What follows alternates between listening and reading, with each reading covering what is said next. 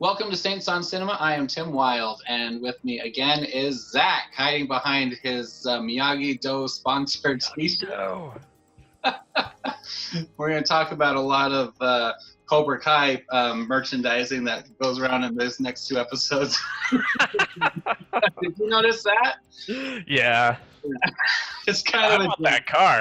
Did we even talk about that? I really want that Charger he's got. We didn't talk about how the car has like the Cobra and stuff like in the leather and stuff. Like he put a lot of money into that. But anyway, but we're here finishing the Cobra Kai series, and we're talking about episodes 9 and 10.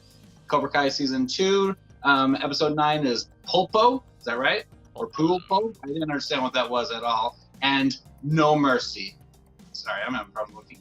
Anyway, we're going to go through these kind of fast because we may want to talk a little bit about some predictions and everything. This has been a very story-driven season that's just moving characters into position for the checkmate moment here.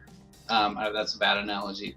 But anyway, we're going to go through episode 9 was a lot of setup for the big events that you probably already knew because you probably already watched it. That's why you're watching this, of episode 10. If you're watching this without watching the show, you're doing it wrong. You are bored or you just love Zach and I. Anyway, these guys, I don't even understand what they're talking about. Anyway, Pulpo, do you know what that even means? I didn't look it up. I should have looked it up. It's probably a Spanish word because they have a lot of that. Yeah. Okay, you look up Pulpo while I talk about the opening training sequence where you have Sam training and you have Tori training. If you remember, what happened in the last episode that they had the little showdown? Oh, the kiss. The kiss just happened at the party. No, the kiss happens this episode. I'm wrong. It was the skating rink. That's right. They had the skating rink and the sweep, and then Tori got Sam kicked out of their little 80s themed party. And so now they're like, they don't like each other. They're mad at each other. I think they both kind of have an idea that Miguel's kind of torn on how he feels. No one cares about Robbie, just like me. And so now we have the opening training sequence, which I thought was awesome. I love the music, just like every scene in every episode of this series. They're training, but they have the opening training sequence where you have Sam and she's training and kicking with Robbie, like on the beach and stuff. And then you have Miguel and Tori training by themselves. And it's getting really intense. It's like they're building up for like the big showdown. But what I love about this sequence is how it kind of ends with the split screen, if you notice, and they're both facing each other. And this, I don't know, Zach, I was going to ask you, when you're training and you're like hitting a bag, when you're done hitting the bag, do you stop and like glare at the bag? Because both of them do, as if they're looking at the other person, and they like finish and they're exhausted and they stop and they just like have this stink eye for the other person. Yeah, you're actually supposed to. You're supposed to stay in guard, assuming you're in a real fight. So people don't do it though. That's just probably why you notice it. But you're supposed to keep up. Once you finish a combo, you're supposed to stay in and focused. Because if you practice doing that, then that's going to translate to in the ring staying focused when you're fighting. So yes, you're kind of supposed to do that. It wasn't just for some cool drama for the show, because it looks awesome when they're done. They're just kind of glaring at the camera. But I was like, why are they staring at the beam or the punching bag for so long? Like that's one of the biggest problems people do. They do something and then drop their guard, and you're all like, well, you're gonna get killed if you do that in a fight. Yeah, so. Okay. Well, that makes sense. Thanks for putting some realism into the series. I like that. Anyway, it was a really cool sequence. I really like that fight scene. But then we move into Robbie, and Sam comes up and she's like, are you ready to tell my parents? And he's like, yes, because Daniel's just clueless. He still hasn't figured out that they're dating. They go downstairs and there's Mom. Now, I like this scene. Two reasons. One, it shows a little bit of growth in his mom. His mom was cruising around. I don't remember what country they went to or where they went. But she's been gone for the whole season. That's why they got evicted and everything. She had a boyfriend, wasn't taking care of stuff, and she was apologetic for that. And this is where she's really penitent and repentant for how she's been neglecting Robbie, although she's going to leave again. But it sounds like she wants to go get help. I like that she's standing up, but more importantly, she's trying to usher Robbie back into Johnny. She says that the LaRussos are welcome to keep you here. Of course he's going to stay here because that's where his girlfriend lives, so that's not even right. But no one knows that. But she does throw out there, or you can live with your dad. That's an option. And then he says no. But she has 2 lines, and she says, I don't want my issues with your dad to poison you against it. I love that. I love that she's taking responsibility, because she didn't in the first season. And then she says she wants them. She says he loves you and he wants what's best for you. Right. Exact line. But I like that maturity where you're seeing her step up. This is the first sign of any of that. You saw some of that with Johnny in the first season, where he was like trying to write a letter to Robbie. He tried to go and talk to her a couple times, but it was always doors on his face because he wasn't there yet. He was still getting things back together. But I don't know. What did you feel about that, Zach? So I don't know if I believed that she was going to rehab, but I think she was, but I don't know if I 100% believe it. I don't think Robbie doesn't 100% believe it, obviously. So there is still some question about it. This might be an easy escape for her, based on how we've seen her character in the past. Maybe. I don't think that's the case, but a part of me wonders that this is her way to get rid of having to deal with Robbie.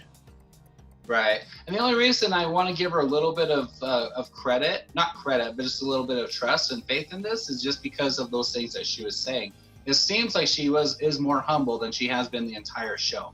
So I think, I think you're right, but there's that part of me that's like, Yeah, there's that skepticism that Robbie does have. Absolutely. Yeah, you're right. So you're more of a Robbie kind of a person. Wow, I don't want that at all. I like to think I'm more Miguel, but we all think we're what's the really cool character from The Office? We all think that we're what? Jim, yes, we all think we're Jim, but we're all actually Dwight. Michael Scott. Or Michael Scott, yeah, we're Dwight or Michael Scott. So all right. Then we move into where he's gonna stay, mom goes, and then Sam's in there talking to her friend. And she invites her to the party to get her mind off of stuff. And then she's going to get ready. But here's what I noticed about that scene.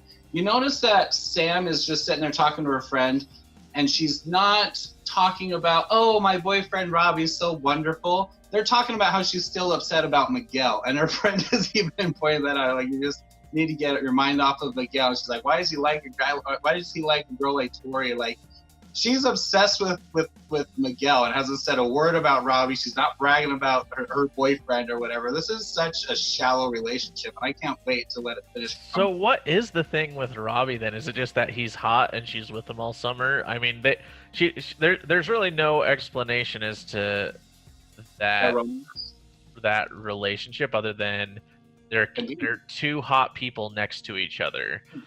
Which I kind of hate when movies do that. Oh, they're both hot and they're both in this movie, so.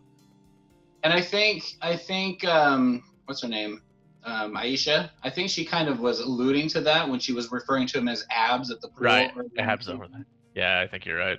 And she was like, "So when's this going to happen?" And she's like, "Nothing. We're just friends." And she's like, all summer with abs over there. And like I pointed out, he checked out her butt. We know what his mentality is. This isn't like, I want to get some domestic peace in my life, and this isn't revenge against Johnny anymore. I just like Sam. you know? Anyway, but yeah, it's shallow. It really is a hollow relationship, and it's not. And this isn't against Robbie necessarily. It's just like you said, they're hot people, and they're just in a circumstance where they've been around each other all summer training, and that's why I didn't like her joining Cobra, or excuse me, that'd have been more interesting. But no, I didn't like her joining Miyagi-Do in the very beginning because they just kind of threw her in there, where I like the idea of her being off on her own, being too good for both guys at the end of the last season, but that's not how they wrote it at all. But whatever, it was okay. It was okay. Yeah. This, in a funny way, this reminds me of those vampire movies, Twilight. Because like, you have the freaking hot vampire. Why are you spending time with the lame werewolf guy just because he's hot? But he actually cares about her. The vampire is like really creepy and distant, so I don't know. But it's kind of the same thing. It's just like, there's hot guys nearby, so because they're hot, we need a relationship, no matter how weird they are. Like, I don't. Whatever. How many of those movies did you finish, Zach? I watched all the Twilight movies. I felt a cultural and film responsibility to watch them all. And to be fair to them, I don't think any of them were legitimately good, but they did get better. Like everything got better. They got more money, which helped, but the cinematography, the acting, the visual effects all got better through the series. So there's that. I had a lot to make fun of the second movie, and I tried to watch the third movie back when I was married, and I fell asleep and couldn't finish it. I never had any interest in the end of them, but anyway, it's a girl thing, yeah. Well, they were talking about Dirty Dancing, so yeah, it's a thing. I'm sure Sam and Robbie spent time watching Twilight over their summer vacation together at karate camp. Is Miguel the werewolf or is Robbie the werewolf? I don't know. The vampire. Who is?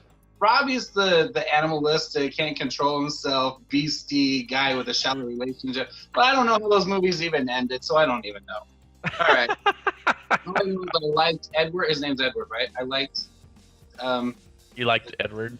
Yeah, and I like Miguel. I don't care about Jacob, and I have a lot of reasons I could make fun of him, but I'm not going to do it on this video. And I love Miguel. All right. Okay, so anyway, I just noticed that, and her mind is on Miguel already. Then she finds the octopus, and you're like, oh, and that's a flashback. Okay, so this is Pulpo means octopus. That's what it means. There you go. In what? Spanish. Espanol. Okay. They've had a few titles that are Spanish, so that makes sense. Yeah. Okay, well, that's good. I'm sure our Spanish-speaking audience thinks we're just morons, but that's all right. Hablo español, pero no es bueno. Lo siento, guys. Lo siento. All right. But she finds the octopus. I like that she has a moment where that means something to her, that she's still connecting. And he was thinking about the octopus earlier. I think that was just foreshadowing for the audience to remind us that there was an octopus involved. But I like that she stopped and she looked at it and hugged it and remembered that moment, why it was special. I think that was cool. But anyway, she gets dressed up and goes to the party, and then she walks in and bam, there's the Cobra Kai guys already there sitting there drinking. This is a total setup, just like the beach party at the lake in the first episode, which was second to last episode. But this is a good setup by Moon. She's trying to get everyone to be friends again, right? Do you think that's what it was? Yeah, she says that. I thought she was just like, I just invited my friends over, and as soon as there was a confrontation, she was just like, guys, let's just be nice. Maybe she didn't say that directly, but I think that was her intent. She wants everyone to get along. Yours better. What were you going to say? Just that I think that's what it was. Just it was a moment to try and maintain peace at her party at her house. But I think you're right, because I think I'd have to listen to the line again and when she says it, but you might be right. We'd have to revisit that one. I think she says something like, I just want us all to get along before the school year starts again. Yeah. Okay. All right, so they're there and they have the little stare down and they're fine and they start whatever. They're just gonna go to their neutral corners. It's kind of weird, but whatever. It's better than the way it was played out at the beach. I'm not saying better performance or writing. I'm just saying that they're being a little cooler about it than they were at the beach. Stingray shows up. You gotta let Stingray comes with his 30-plus girlfriend, whatever, late 20s, however old he is. And I thought we were going to your friend's party. These aren't my friends. These are my friends. Their parents are out of town. And he's just so funny. And then he gets in there, and then he just starts looking for drinks, and then he ends up taping the bottles. The beer to his hands. Oh, man. So awesome. Anyway, he's a great character. I think he's a little shoehorned in the next episode we'll talk about. But anyway, okay. Getting into it. So Hawk, see, it's Moon. Right? Is it Moon? Not Moon. Is it Moon? His girlfriend? Because he has the moon on his chest. He sees her, and this is so funny. He goes up and he turns to the other guy. He's like, you know how to get a girl to want you is you got to go show her what she can't have or something like that. And then she goes over. He sees this other hot girl come in. He goes over and tries to tell her, oh, you can touch my mohawk and stuff. She's not super impressed and doesn't even touch the mohawk. And then Moon comes up and just kisses her. And you're like, oh, dude. That's so brutal. Yeah, it's one thing for like Sam to show up at the beach in the last season with Robbie and Miguel's like, what the crap? But for her to have switched, we're going with girls now. And I didn't catch Hawk is just so hardcore rejected by that too. He's like, how do I even compete with that? Like you can tell in his head, he's like, He's armed, yeah. But that was the irony was like she was showing him what he can't have, and I was like, I didn't catch it the first time. It was a total flip. Anyway, does he deserve that? I think so. After the way he treated her after when she was trying to break up with him. I think I told you I have no more sympathy for his character after this season, so I'm just like, whatever. He can have terrible things happen. He's chosen his side in everything, and he's had chances. I agree with you. Still interesting to watch, and I want to see him and Miguel. But he's total. Yeah. I really think this is my prediction. Well, I'll throw this early. Miguel and his con will be the main conflict for the third season. I think so. Robbie too. Robbie will be in there too, but he'll be running from the police. I think. Probably. Okay. Dimitri and Hawk. They sit down and talk. What did you think about that scene where he starts talking about Doctor Who or something like that, and then Hawk's like, "Oh, really?" Like he's like pretending he's trying to act cool, but he's like actually genuinely interested in their nerdy stuff they're talking about. Did you like this scene, or did you just feel like it was a little? Well, so here's the thing. I went through a phase kind of like this where I was like, do I want to be a geek or should I be getting into cooler things? And eventually, you kind of just want to be yourself. So I kind of understand the struggle he went through, and as you can see, I went full geek. But but I get it, and like I'm just super cool. Yeah. So I actually get, not that I was ever a bully, I never did anything like that, but I kind of get that conflict, and then, I didn't mind it. I thought it was a real moment, and it is one of those little things of, we want to remind you what these guys were before we get into the final conflict. Yeah. And that's why I love the episode where it showed him when he was getting picked on earlier, and they threw in the line, "I may never have a friend besides Dimitri." And then Dimitri says later on to Danny, he's like, "My friends are trying jerks. I just want to defend myself." Where you're seeing this, there's a little build-up with these. And by the way, I'll just point out, we'll get to it when we get into the Rumble. We've already talked about it a little bit, but there is a moment where they have the showdown where everyone's lined up against each other in the living room.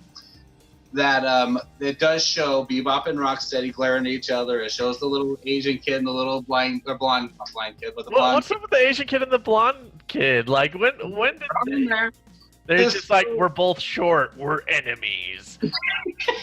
Yeah.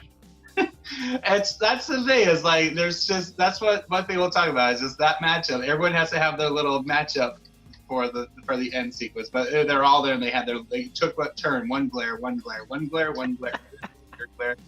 whatever. But anyway, so Dimitri and Hawk, then Dimitri are sitting there, he's trying to be nice, and he has a good line. I didn't write it down, I don't remember what he says, but he basically says, I know who you are, Eli. You're the same person you've always been. You're just kind of putting out this show for everyone, but I'm the only one that really knows you, and you know it. Something like that. He says, you do whatever. He thinks he's so cool. He stands up and then he pours his beer on Dimitri. Which, okay, that's a pretty low thing to do.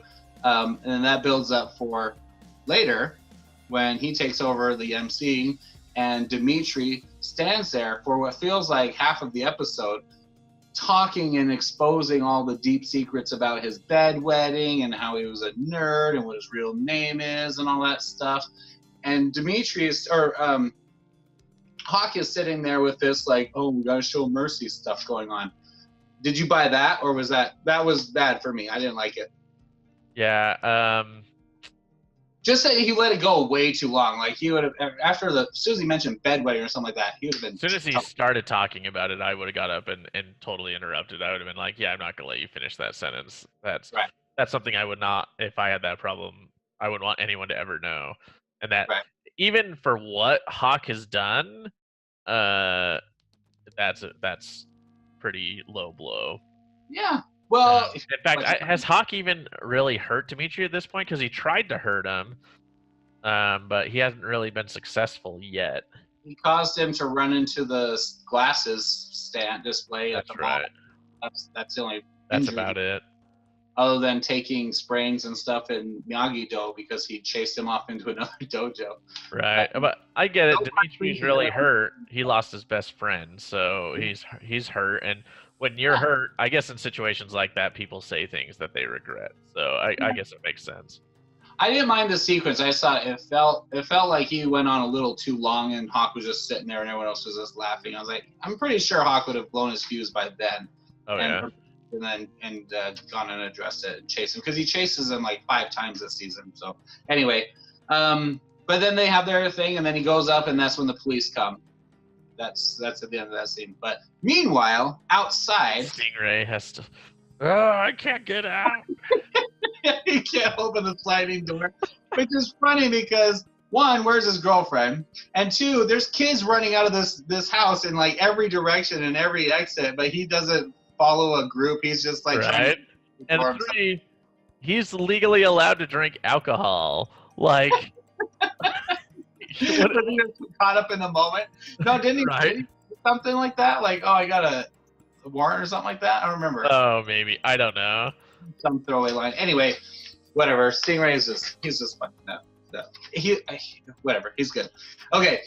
Outside, while that all is going on, we have Tori, who's up, standing on a stool, drinking, and this is their drinking game where you're drinking beer while you're standing on a stool. I don't think this is a thing you would see at a party other than a karate series. I don't know. I don't go to a lot of drinking parties. I've never been to one, even in school. So I don't know what they did. But in every other show, it's like ping pong and quarters and all that stuff. Anyway. Well, I'm going to be honest. I don't think any amount of meditation will undo drunkenness in your stance. I'm just going to throw that out there. Let's talk about that. Sam comes out. Tori's already been playing. Yes. She challenges her. She gets up and they do it. Now, what I like about this scene, I don't hate the scene at all, but I like that Miguel and Robbie are both standing there and they're unimpressed. They think this is like, what can we don't need to be doing this. They're both like being like, this is too much. Why do you guys just drop it and let's just go separate. They're even though they're both kind of doing it for Miguel. Miguel is either clueless or he's trying to ignore that. He just wants everyone to be safe. This is where you're already seeing his change, where he's like, this isn't a competition. I want people to get along. I want people to be good. And so, but Robbie's just sitting there, I just want my girlfriend to be safe so I can just get her secluded and just self. Tori, though, has already had some drinks, and then Sam gets up there, and then she has some drinks, and then he says she does this little thing, and like focuses herself, and then Sam does that, and then Tori's like kind of like, whoa. And then if you've ever been drunk or worn drunk goggles, like they have drunk goggles so people can experience it, it is whacked. Like, I mean, it's impossible to do hardly anything, and so to just be like, that would probably throw you off more. Like, but it's a karate show, so whatever. Karate show, exactly. So she focuses herself, and then she's fine, and then they take the vodka shots. And then Tori's the one that falls. Now, I don't know if I'm going to call that victory. Like I said, she'd already been drinking. Yeah. She beat someone. They were all like, yeah, she's the champion. So who knows how many people she beat? How many shots has she had? Who knows? And yeah, it's not a surprise that she lost. That's not one of those games where it's fair to continue to play. Right. So I don't know if this really demonstrated who's better at balance or anything. I think more of it was just them like just having time to just be frustrated with each other and just to build the tension for the next episode. So again, just more setup. Anyway, they end up splitting up, and Robbie does try and go and tell Sam that she's had too much to drink, that she needs to stop, have some water. So he's trying to be a little responsible, which shows he does care about Sam, not just because of that. I feel he doesn't care. It's just it's a hollow thing. Like I said, it's just a convenient relationship. But he liked her in the first season, and that's what I don't like about him was he kind of snuck his way in like a snake to steal Sam, sort of. He had himself set up for when Miguel screwed up. Blue was cool on the beach. Anyway, so but we see Robbie go, and he tries to get Sam to drink water instead of keep drinking. So we show he actually does care about her, and he's just trying to kind of help get through the night, really. This scene kind of reminded me of not How to Lose a Guy in 10 Days, but instead of 10 Things I Hate About You, where Heath Ledger was kind of falling around, whatever her name is. The girl I can't remember. But he's trying to get her to keep her. She's getting drunk. She's out of character. She's doing things that she normally wouldn't be doing. And he's trying to keep her safe and out of harm's way. Anyway, Miguel, he tries to talk to her. The moment on the beach. they have their moment where she finds out. Where does she find out about the badge? That Miguel returned the Medal of Honor. But who told her? It was Aisha, right? Yeah, I think it was Aisha. I don't know what she said, but she told her, so this is her first chance to talk. And she tells Miguel, thanks for being honest about that. She's drunk. She also says, yeah, I didn't know that, sorry. Yeah. And then she's tipsy. She falls. If I remember, she falls and he kind of stops, and then they're looking at each other. And then they kiss on the beach, and you're like, oh, you're so excited. And then they step back, and in the background there's Tori. Now I thought it was gonna be Robbie. I said that to my wife. I'm like, oh, Robbie's gonna see this. Robbie's gonna see this. And the fact that it was Tori is probably better. If this was any normal sitcom, it would have been both of them walking up on the sides. Both of them turn around and walk away. It would have been the normal standard. Stereotypical or typical setup, but it was just Tori, which is good because gives Johnny or Robbie a chance to kind of process things in the next episode a little bit. It wouldn't have made big difference, but it was the two of them. They kiss, and you're like, oh, they still feel things, even though she's drunk. Miguel's like just kind of trying to. I think she kisses him. Yeah. Right. I think so. Yeah. But yeah, and we already knew she was thinking about him the whole time she was getting ready for this party, not even expecting to see him there. He's just on her mind, and now he's there. It's a gentleman. Whatever. This just matters because Miguel's character, right? Her kissing him, Miguel is already on his train of I need to be different. And she's seeing it. There's a contrast between him and Hawk, which is why I think their conflict is going to grow. Hawk is pretending to be someone else. Miguel was being himself, but the bad part of himself. But now he can take all that good that came along with that and be himself with just the good parts. He was a good kid, and in learning Cobra Kai, it kind of angled him off a little bit, and now he's adapting to stay a good kid. And have the confidence, have the skills. Yeah. Yeah. And that's why the line later on with Johnny is he said in this episode, Johnny says, I want Cobra Kai to be better. Yeah. Miguel is the example of that. Miguel, his steering away from, he's not being deceived by Kreese's methods. He sees it's who he is. He's a good kid. And his mom says it, Johnny says it, that he's a good kid. And he's like, this isn't me, but the tournament from last season. So he's course correcting himself. And Johnny is I think this is gonna be the focus of what Johnny's gonna pursue for everyone. This is what he wants to bring. And the line even comes in, the two of you can learn from each other. Yeah. Miyagi-Do and Cobra Kai, which is what we said from the first season. Anyway, so they have their kiss, Tori sees it, and then that's when it cuts to the cops coming in. Nothing else really important happens during the party sequence, but really good setup for the kids. Again, the kids is my favorite part of this series. I love these characters. Meanwhile, we have the date night where Johnny and Carmen go on their date, and Johnny goes to pick up Carmen. Carmen's mom saying, "Don't get her pregnant" or something like that. He's like, "Please." Grandma is one of the best non-essential characters. Just she's always supporting the Rambo business. Yeah, she's awesome. So they go to the restaurant, which I can't tell. The set looks like it's like some really cheap little Italian or Mexican little dive restaurant. Yeah, it's a basic place, but apparently they have dancing. Yeah, and it seems like Johnny or Daniel kind of acts like he's all like, "Oh, this is a really expensive, exclusive club. Like, what are you doing here?" Kind of a thing. I'm like, "Where?" This is like the Mexican Chuck E. Cheese or something. Right. It's got like the check. It looks like they have like the white and red checker tablecloths. Yeah. Oh yeah. And there's it's just too great. This is TV show scenarios. Like after I broke up with a girl once, we ended up in the same theater at the same time, but we were on different rows, and she was with a new guy. I wasn't with anyone, but she was with her boyfriend to take her long to move on, and she created a bunch of drama about that. But like it's just funny. Like they come in and it's like, we're gonna sit next to each other. This is the only table. Maybe we could find something at the bar for you. And it's like, no, it'll be fine. Yeah. And I love it's the women. Yes. course you're gonna sit here, and their tables aren't together. They're both like, I don't think it's a good idea. But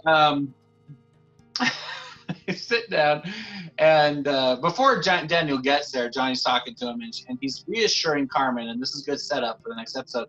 He's a good kid, and you should be proud of him. She's like, I am proud of him. And she's just really excited about what Johnny's done for her. That's the transition. And then he shows up, and they're having a good time. And then Daniel and his wife come in. I never remember her. It's like Amanda or something. Come in, and now the date night. He's been fighting so hard to get on this date with Carmen for 2 seasons. Yeah. And now Daniel's here, and it's like, oh, of course. They sit down, and I love how this scene is shot because it's kind of got that Gollum the Smeagol scene where he's talking to himself, and it cuts, side to side, where it's like both people are talking. And it shows, what is that? What's it called? The reversal, the front reversal. Yeah. Back of the head and the front of the head, and it switches. That's how they film this sequence, as if it's just Johnny and Daniel talking to each other. Yeah. Well, and the girls catch on to it too, like, okay, we get you guys are both cool, or you think you're cool. Yeah, because they sit down, and Carmen says, "You guys know each other," and his wife's like, "Yeah, they have wars in their karate dojos." They're like 10 years old, playing in the yard or something like that. Like, right. Wars in their karate dojo. So condescending and smug. I love it. She just like levels them, where it's like, hey, honestly, if we can't sit at the tables because of your stupid karate dojo wars, it's ridiculous. The self-awareness in this show is pretty great, because Anshu says that comment too. I think I mentioned in that episode when he's all like, I don't want to be part of your karate soap opera. Yeah. In the first season, you're talking about? No, this was second season, but that was when Johnny comes in and is like, where's my son? And where's Robbie? And he's like, I don't know, and I don't want to be part of your karate soap opera. Oh, man, it's great. Or when she calls him out when they're fighting by the pool in the first season, where she's like, that's right. Have breakfast. And he's like, I could eat. I could eat, yeah. I don't want to clean up blood on my pool this afternoon, so... Anyway, so they're talking, and one douchey thing that he does is he knocks his cores. Like, he's just having a core, and Josh mentioned this too. When Johnny's just drinking his beer, Daniel is all I don't know what the word is, but he's just condescending about that too. He's like, oh, you enjoying your cores? Like, oh, that's not a good drink. Like, oh, you're again, I'm sorry, I don't have a vocabulary right now, but just that he's just so much better than him and in a higher class because he ordered like real drinks that they know, and he doesn't know how to say, what does he say, pollo? He says a polo taco or something like that. Yeah. But and his wife's just like, stop, like looking at Daniel, stop. And this is what you're like, I hate LaRusso, man. He's just like a rich punk now. Yeah, he's just exactly. Anyway, so he says something, and then she looks at Dad. She's like, "So this is happening." And as before, then like, you know what? F it, we're just gonna move the tables together. But then, this is the part I like. They start talking. They're about to start getting into a little bit. I remember what the first line is, and they talk about the illegal kick. She talks about the commercial. That's what it was. Carmen mentions the commercial. Oh, you kicked the competition, and he's like, "Yeah, you sure got a lot of mileage with that illegal kick." And he's like, "Oh, you're jealous I can kick that high." And Johnny, you want to step outside and see if we can how high we can kick? I was like, Johnny, just kick his butt, I would have loved to see. Oh yeah. Happens in the next episode. But yeah, just go finish it right now. Just be done. Because in the parking lot's where the confrontation really heated up in the first movie. Let's just finish it outside the parking lot again. This is a question. Are these guys going to join sides, or are they finally going to have a fight? Like, are they finally going to just, in the street or in a tournament, have a fight with each other? Coming. I don't. You don't think so? No. I think if they did, because the way they've written the show is you're supposed to be, I'm not rooting for Daniel, but you're supposed to be rooting for both sides. Both, right. And now that John Kreese is involved, and if the things escalate and they get Barnes or someone else involved, like Terry Silver or something, it's just going to be parting with the characters that you love and the villains. Johnny's not a villain. So no. I don't see them fighting each other. That's what I hate about the fight in this one. It seems like they did it just for fan service. They just threw it in there, and it was really cheap and stupid. and the motives behind it were really weak for me, but we'll talk about that. But they, I don't think you're going to see a fight with those two. They're set up for you to see that they're kind of coming together with some common interests and things that they are. Well, and this happened in the first season too, in the second to last episode as well, wasn't it? Where they kind of have a third or second to last, yeah. They're doing the test drive in the car. They went to the apartments, talking about Daz, talking about Allie, talking about music, yeah. And I like that, and I like that they almost bond, but then something screws it up. And the first time Robbie came home, and Johnny realized that Robbie was training under LaRusso, so he thought it was a big setup. And this is kind of a reversal this season. Now Johnny thinks it's some kind of a setup. Yeah, you're right. Yeah. It is Daniel. Yeah, Daniel doesn't know where his daughter is, and he thinks that Johnny's behind him. Something happened, yeah, which didn't really happen, but. Exactly. Yeah, that's a good point. I didn't pick that up. I didn't think about that till now. Yeah, you're so wise, Zach. Yeah. Then they go in the bathroom break, and this is the interesting part of the conversation. And this is where the point really comes out that Johnny's innocent this season. He hasn't really done much. He did the one thing, but he goes in and he's like, what is the line? He says something. Daniel says something. He's like, what is your problem? He's like, you. Oh, yeah, Daniel says, what is your problem? He's like, you're my problem. So you've been on my butt all summer.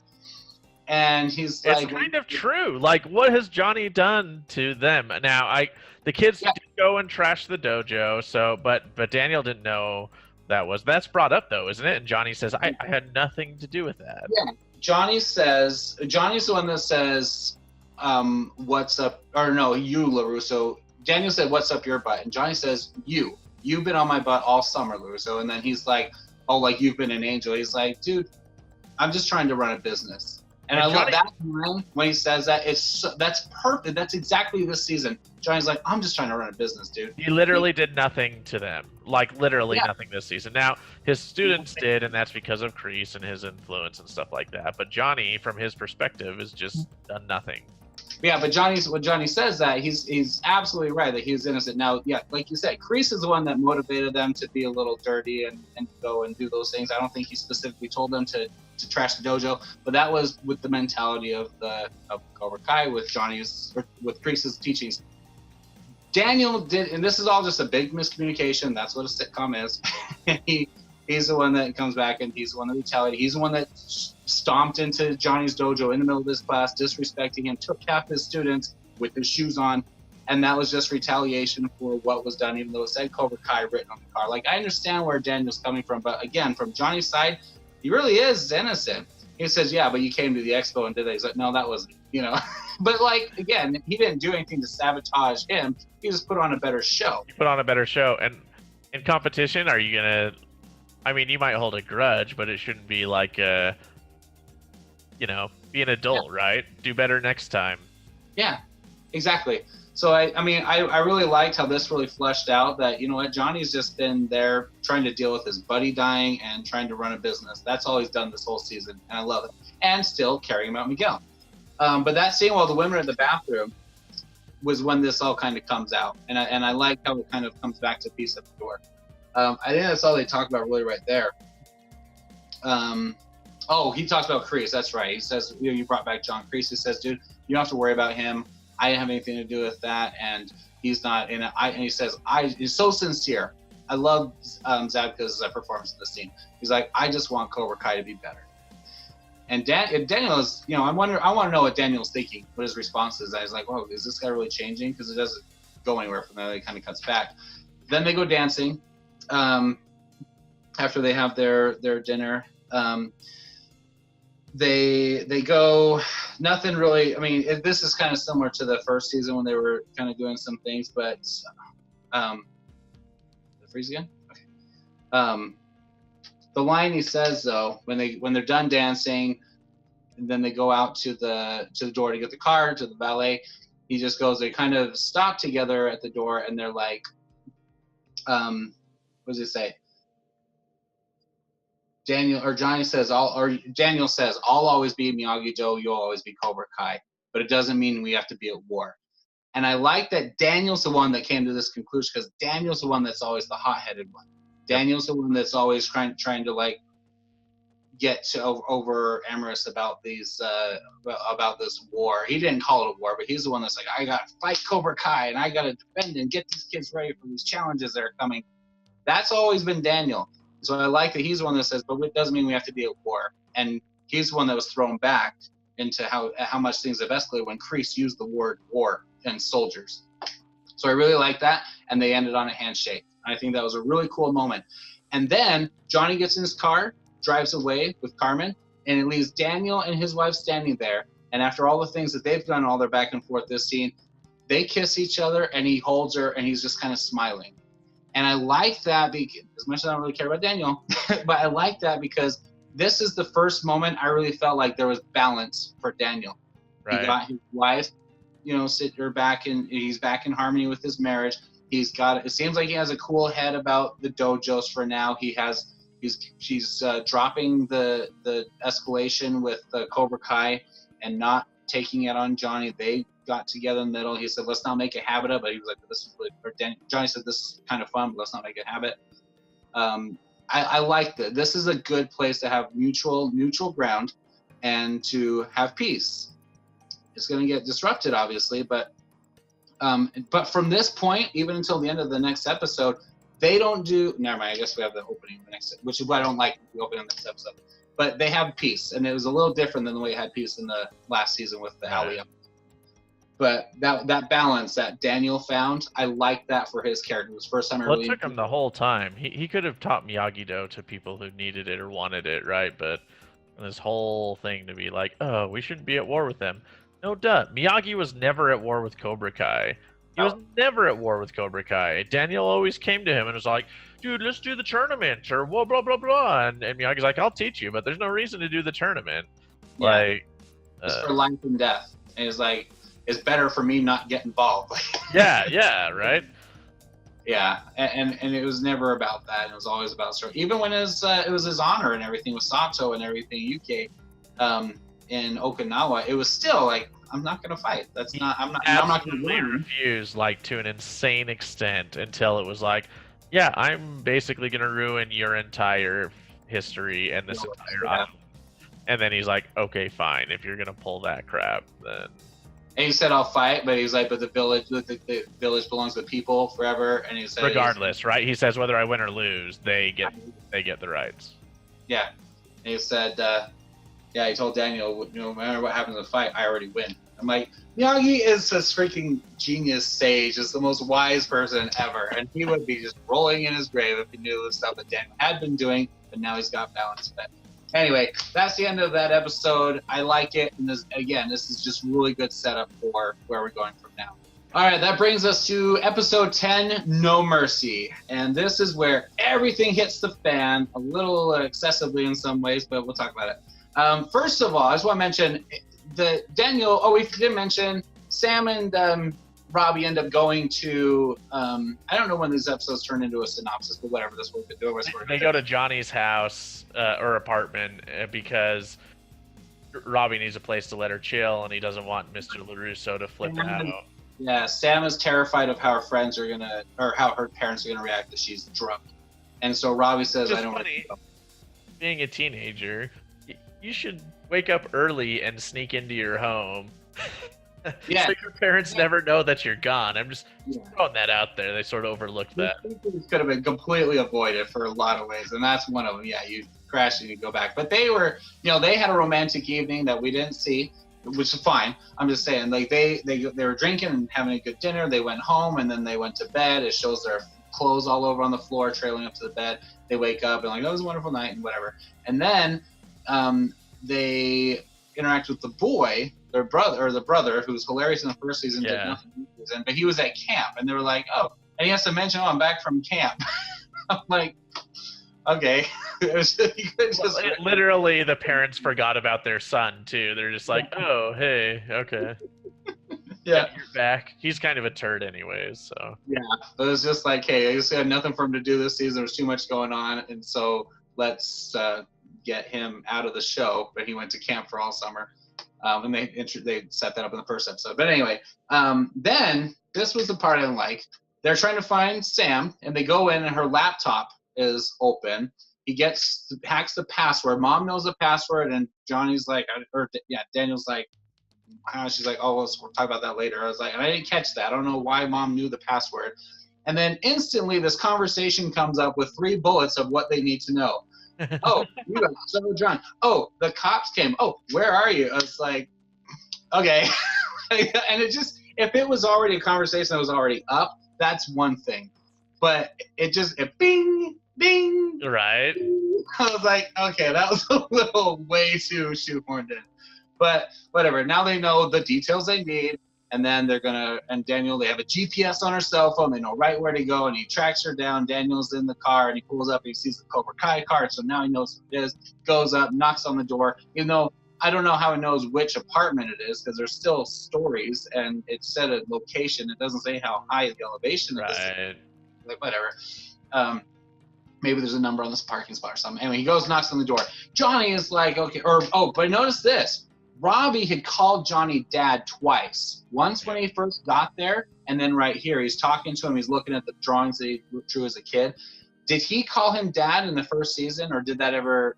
Yes, at the very, very end, when he says, at the end, the last episode after the tournament, when he says, "I'm sorry, Robbie," and he says, "It's all right, Dad." Okay. Or he doesn't say it's all right, or something like that, but he does. Yeah, he does. That's why they had a little bit of peace at the end of that, and I liked it. Yeah. It also got me thinking about what Johnny's thinking about when Kreese shows up. But anyway, I like that he's suddenly calling him Dad. I don't think he's trying to suck up to him, but there was genuine affection. He's like, I had nowhere else to go, and I care about Sam, and I trust, and he probably had. And what happened with Sam isn't okay, but I think Johnny's reaction is a little more appropriate, and as long as he was going to follow it up with, we need to talk about this, though. But his reaction of, well, let's make sure everyone's okay, and kids do this as long as you're safe. And then you have the conversation a little later saying, hey, that was really stupid. You shouldn't have done that. Right. Of course. The only thing. I'm sorry. You're a dad, so go ahead. Yeah. So Johnny, though, I mean, he had just been spending all night hanging out with Daniel. Daniel went home. Johnny went home with Carmen, and they had a nice party and everything. And then here comes Robbie with Sam, and they're in trouble. But Johnny, Robbie even said in the morning, Robbie said, I'll take the blame. We'll tell him I was drunk. No matter what, Johnny should have called. This isn't me being, I'm responsible parent. I'm just saying it's common sense. Johnny should have contacted Daniel, said, dude, they're here. I'll explain later, but everything's okay. They're all okay. If they would have trusted it. That's fair. That's fair. That's all he would have had to say. And he said, they're here. And he could have even said, they're not feeling well, they're at a party, whatever, but they're okay, whatever. Daniel may have come. Maybe that would have been the fear. Is like Daniel would have come. He's like, well, I'm going to come take care of my daughter. But whatever. To Johnny's credit, I don't think he didn't lie to Daniel when Daniel knocked on the door. I think I remember thinking, is he going to lie to him? And he's like, no, no, you need to calm down. He said, no, you need to open the door. He's like, no, I don't need to do that until you calm down. And he's like, it's not okay. And then he barges in, and Daniel, by the time he kicks the door in, which is at this point to me a little out of character from what's been happening. So that's why I think this part was all forced. He kicks the door and he goes inside, and then he's like, Sam, where are you? What's going on? And Sam comes out, what's going on? Which I noticed it because he asks her what's going on. Robbie says, I got drunk and I whatever. And then he said, come on, we're out of here. I don't want to hear another word. It's like, you just asked her what's going on, and then you're like, but I don't want to hear another word. It's like, just settle down. But before that's the fight. Now, I think this fight was just because the fans wanted to see Johnny and Daniel fight. They had to give them some kind of a motivation and a way for it to be erupted without having a winner. The part I didn't like. By the way, they inserted a bunch of flashbacks again into this fight. Yeah. Oh my God. Stop doing that. Their angles is like, oh, by the way, were you aware that there's a fight between Johnny and Daniel in the original movie? Which is like, you're 2 seasons of Cobra Kai. If you don't know that, what is happening? This may have been the most offensive one to me, worse than the mall fight. Because at least they were trying to show, here's their training and practice. This was nothing. Just like, did you remember these are the same dudes? It was unnecessary for this episode that was all full, too thick with too much fighting anyway, in my mind.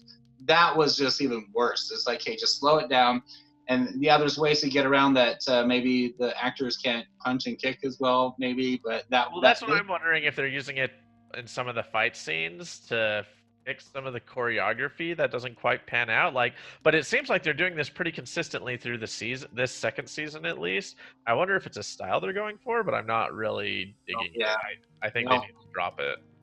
They didn't do, like, when you saw Johnny beat up the guys in the parking lot in the first season, the first episode, there was nothing. You didn't see, hey, did you know this guy was a martial artist when he was a kid?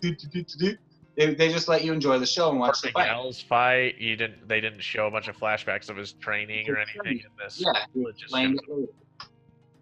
but whatever. When Miguel does the crane kick at the tournament, it doesn't flash to Daniel LaRusso doing the crane kick. Like, exactly.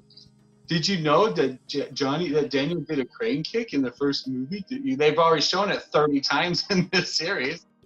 But when they show the flashbacks of that, it's appropriate. But anyway, yes, this was the most annoying time, because it's like, finally, here's the build-up. We finally get to see them fight, which I didn't really want to see in the first place. But now we're seeing it, but it's chopped up with the movie, only it doesn't flow very well. It's just like kind of in a little bit. Anyway, they fight, and then Johnny kicks Daniel into his freaking TV. Right, so I was like, I think he would have been a little more careful in this close combat. I don't know. I'm not going to say that, but that was a lot. Daniel gets mad, storms off with Sam, and then he's like, I thought I tried to help Robbie. I don't trust him, whatever, and then things just escalate from there. I don't think anything else was important in that scene, but it was completely unnecessary. The only part of that was just to have a little disruption between Johnny and Daniel. The thing is by the end of this episode, it wasn't needed. When you have that awesome elevator scene at the end of the movie, there's no reason for this tension, because both of them are like, holy cow, this has gotten out of our hands. It's escalated too far. We've got to drop it. Johnny has that moment when he's on the beach. I'm not going to lead Miguel astray. And Daniel has that moment talking to his wife, like, you got to be done with karate. This is a joke. This is ridiculous. Well, I think the only thing it accomplishes story-wise is putting Robbie back under Johnny's care. Maybe. But which isn't necessary for this season. It's not necessary for this season. That's probably set up for next season. Yeah. So that's the only story thing it accomplished. Yeah, but the opening here was just there's no tension between them the rest of the show, so there was no need for the twist that you mentioned was good, but like him coming with the confrontation is one thing, but having that fight and then him storming off, it wasn't. I didn't think it was really well written. I didn't think it was necessary. As a parent, Johnny, I mean, I know Johnny's not like this most responsible parent and everything. He's not in practice as being a parent, but you know to call the dad that you have his daughter overnight, whatever. And I didn't like the build up for that, and all it is just darkening Johnny's character or Robbie's character for the LaRussos. The Russos aren't going to be surprised now because he got drunk and then he gets in this fight. So whatever. But I didn't like the fight. It was choppy. It was weird. LaRusso looked good. I'll give him that. I mean, what's his name? Ralph Macchio looked a lot better in this than he has in the whole first season. So anyway, it was okay, but it was trailer bait. That's all it was. It was just for trailer clips. Yeah, they're gonna fight finally, and then they don't really. I mean, they have a quick exchange, a couple exchanges, but it's not really a fight.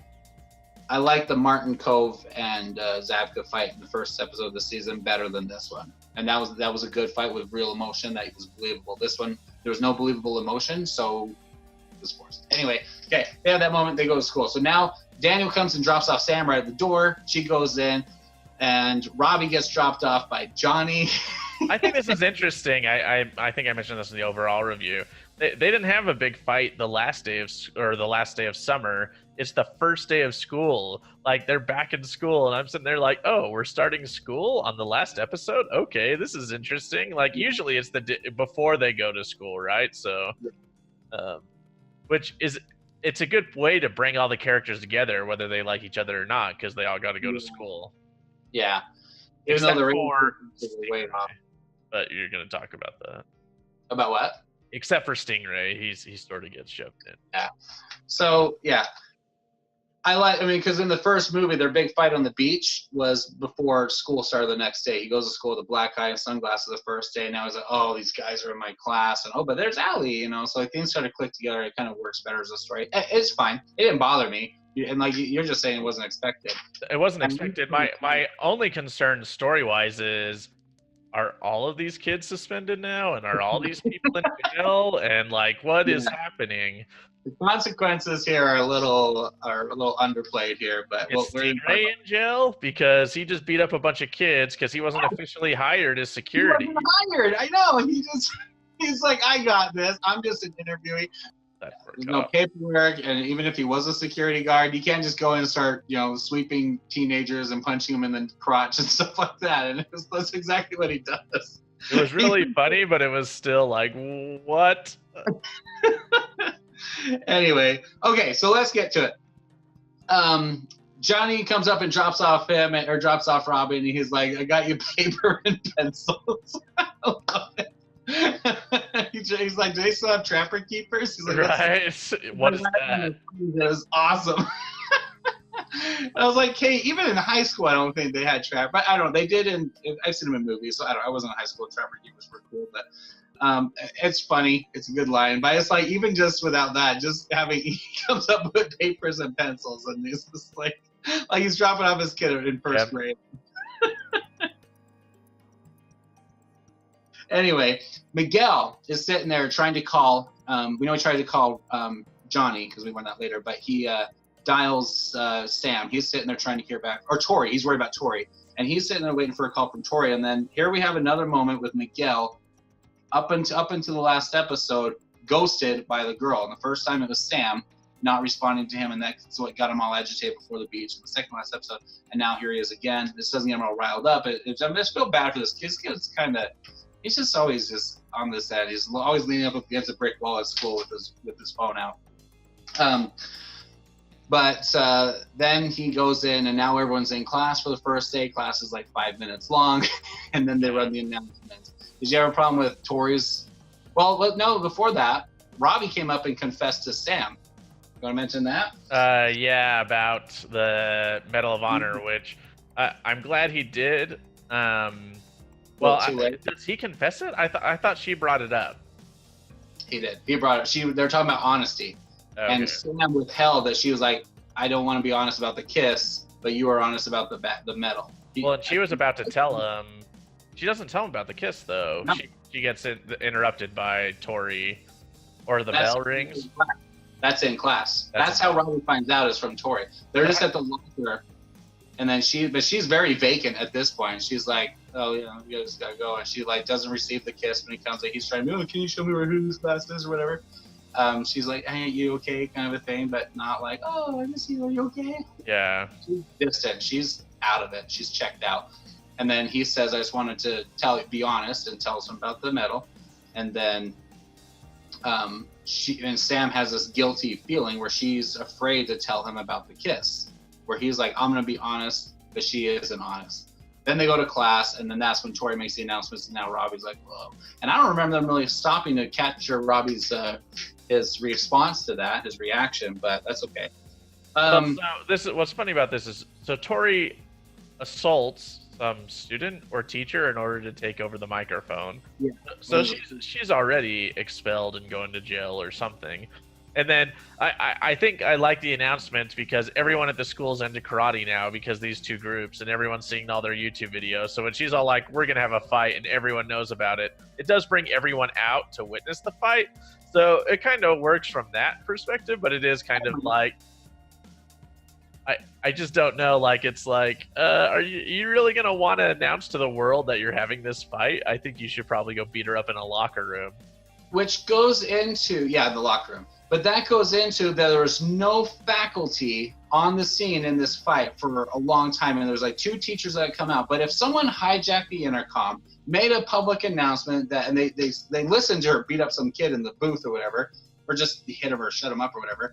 And then she's like, and she calls her a bitch and everything. She's like, I'm going to get you, LaRusso. I'm like, okay, they'd already be running, faculty be trying to track her down, looking in the halls. And if they see this big mass of kids are in a fight, I think they know where they are. So it took way too long for teachers to arrive on the scene. But I clocked it. We didn't talk about it. I went to school in California, in a smaller town in California. I wasn't in LA or San Francisco or any of that. And we had security guards at our school for fights. And I know for a fact that the bigger schools do too. So there's, but whatever. The only part I didn't like about this one, but that's okay. That's the only part. It's a karate world Series. that they're in, series. Yeah. Okay, first of all, I got to say the music when the Rumble comes in. So they come out, and Miguel comes running, and Robbie comes running. They got to get to their girl, and just basically to keep them separated so they don't kill each other. And but they come and they meet at the intersection. It's an awesome set, and they start walking around wherever this. I'm sure this was filmed at school, and they're walking around, just kind of whatever that's called in the beginning of the fight, the little stare down. Yeah, that's stare down. It's really good. They have the dialogue, but they don't. It's not about the dialogue anymore. Tori's just out for blood. Tori does call out something though. That's where she says, "I saw you kiss Miguel," and then Robbie's like, "Oh crap," and Sam's like, "Ah crap," and Miguel is like, what? I'm the man. Are you the man? I'm the man. No one. Okay. Where's Johnny when I need him? But the music in this fight is so cool. If you listen to it, you have to go back, but it sounds like a Nintendo video game, like an late 80s video game, like it was like Final Fight or something. Just really cool. I can't describe it. You just gotta go back and listen to this fight. But the music, it just goes up and down. It just escalates. It goes to the different tones when there's little chases and everything. It's just really good. But you notice in here, this is one part that bugs me. Is by the time all the kids in the dojos get in there, normal Miyagi-Do kids are just wearing the regular clothes, and all of the unidentified, like you have Hawk and Ms. Robinson and the main characters, you know who they are, but all these other kids that they threw in there with their little matchups that we talked about before, they are all wearing Cobra Kai sweaters and T-shirts and stuff. So you know which one's which, because they have given no identity to these kids and given no attention. So you're just like, oh, you're fighting him, and that way, when it's like a video game, it really is. This whole fight is just like a level of the video game. Honestly, it takes me a second to think of Bebop and Rocksteady and which one is of which. Like, because all that really matters for their characters is that they were in Cobra Kai together and now they're split. There's really no depth to them. Nothing. That's what I was saying. It was like, the black kid who's Bebop. He had a couple times where he like looked away. He was a little embarrassed or ashamed of what they were doing, but that's it. It's not like you knew who this other kid was, what their friendship was, what their heat was together. And then he's like, "You should have stayed in Cobra Kai. You would have been bad." Were they even friends? Like, we don't even know. Yeah, they were just there. The first, standing outside the studio when Hawk goes and hazes them. That's it. They were like, we were their first day together. But whatever. But you know who they are because later when Miguel's trying to fight his way to Sam, when Robbie's trying to fight his way up to Sam and Tori, he's fighting all the clothed Cobra Kai students. So you can know who he's beating up. And there's some kids in there that you have never even seen, that you never paid attention to. There's total background extras just for the more people for him to fight to get there. This is seriously a final fight. He's just trying to beat up the foot soldiers, getting to the boss. Anyway, that would be Ninja Trolls. Okay, Hawk comes in. Oh, but there's a moment where they start the fight, Sam gets pushed out, and then the Cobra Kaiers and they push Sam back in, they're like, get back in there. I'm like, okay, this is the mentality. They want to see blood too. This is the Cobra Kai. This is the YouTube mentality. Like, I don't know if you remember a couple years ago, this is not totally unheard of, but there were cops tasing a person at some town hall. It was a political town hall. Some person was protesting. He was asking a bunch of questions and wouldn't stop. They tased him just for asking questions. He was being disruptive, but they tased him. And there's some guy sitting there like, and people have their phones out and are recording, and some guy's just sitting there bored, not caring that this guy's getting tased. I think the commentary on it was, this guy's probably just waiting to watch it on YouTube later, because that's when he'll be more entertained by it. This is okay live, but I can't wait for someone to post it. Watch it on YouTube and share it. And then there were people recording it on their phones and sharing it. It's like, if you guys were so opposed to this guy getting tased for talking, Why are you recording it on your phone? Yeah. That's and that's been a big thing in this series, was the video recording. That's been a plot point even, and I didn't even mention it. That's one part I liked about the fighting sequence at the beginning of episode 9 was Tori was training, Miguel was recording her fighting or her training, and then Sam was watching that on Instagram or whatever, and so she was like getting like, wow, she's like getting serious. Remind me of Rocky punching the meat, and then Apollo's trainer Duke watching it on TV and getting like apprehensive about it. Right, he's like, I don't feel good about this. Yeah, I was like, this guy's for real. Anyway, so they start the fight. It's on. They want to rumble. All the kids are in their student or just cheering with their phones out and everything. The non-essential kids have Cobra Kai, and there's no teachers, and I clocked it.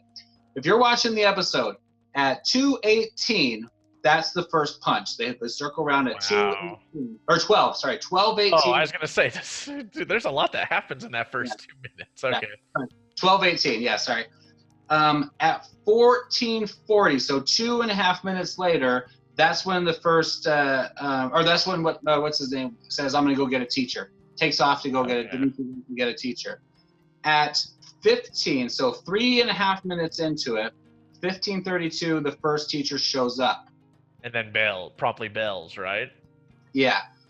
Then at 17, so 5.5 minutes into the fight, that's when the security guard comes, and all he does is pick up the 2 smallest kids there and carries them away.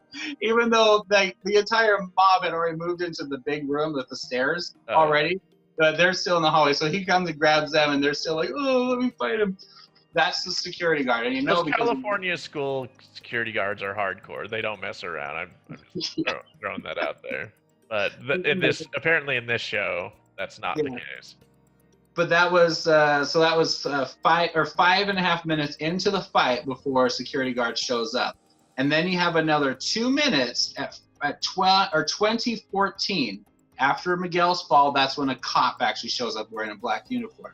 So again, from 12:18 from the first punch, even though all that hype before that, where a teacher should have been alerted, 12:18 from the first punch to 8 minutes later at 20:14 when the cop shows up. That's 8 minutes. Now, I don't know about you, but when I was in high school, I didn't have more than 5 minutes between classes. You had to get yourself involved with 5 minutes between bells. Oh, yeah. They had 8 minutes. Now, if nothing else, the teachers and the faculty should have been like, where are all the kids? Where are they? And they should have been collapsing in on it. So I'm just like, it's okay, I get it, but it's like maybe what they should have done is done shots of teachers in their rooms on their phones, and they look up and are like, "Where is everyone?" Whatever, and then they go back to their phone. Or show a teacher, say, "Oh, must be a pep rally or something." Like, just right? Is it pep rally? And the room's just empty. That would have been great. That would have been it. That's all I would. It would whatever. And if Tori hadn't announced it on the intercom first. And I never thought about it till just now, but that's what would have clued in teachers. But, long story short, no teachers there, and it shouldn't be a big deal. It's the story, whatever. It's a big fight. The fight is awesome, but I was taken out of it because I was like, there are no teachers here, and this is so drawn out. And that's a long fight. That's a long fight. So anyway, all these kids have their little one-on-one stuff, and then it goes into the whole thing. Dimitri comes in, he goes to get a teacher, and then he goes and gets Hawk, or Hawk chases him when he comes back, and the teacher fails. Bebop and Rocksteady fight. Bebop, of course, wins. Bebop's the black kid because Ninja Turtles black guy was Bebop. And then everyone's isolated on their own. And then, like you mentioned in our overall review, there's that long shot where you have not stunt people. You have the actual actors fighting their choreograph up and down the hallway, going person to person to person. You see them in the background. Really cool. I even tried to watch for the people in the background. I rewatched this fight scene, and the choreography they're doing isn't as cool, but they're still in action while it's moving. So you when it changed focus on new characters, but you can still see in the back, they're still doing stuff. I like doing that in big medieval battles and stuff, watching the people in the far background. There's like, ding.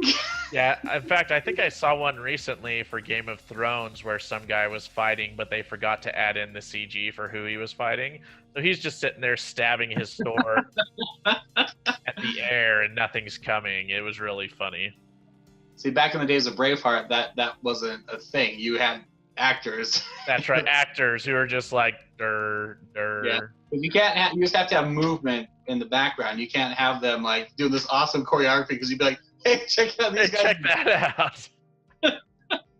All right. Anyway, we gotta burn through this. So there's a point where Dimitri is chased by Hawk. Hawk chases him down, and then he gets to the front of the trophy room or the trophy case. Hawk takes a few swings at him, and Dimitri's little. So I like this a lot because Dimitri doesn't do some crazy choreography. He just does a few moves and wins the fight. Done.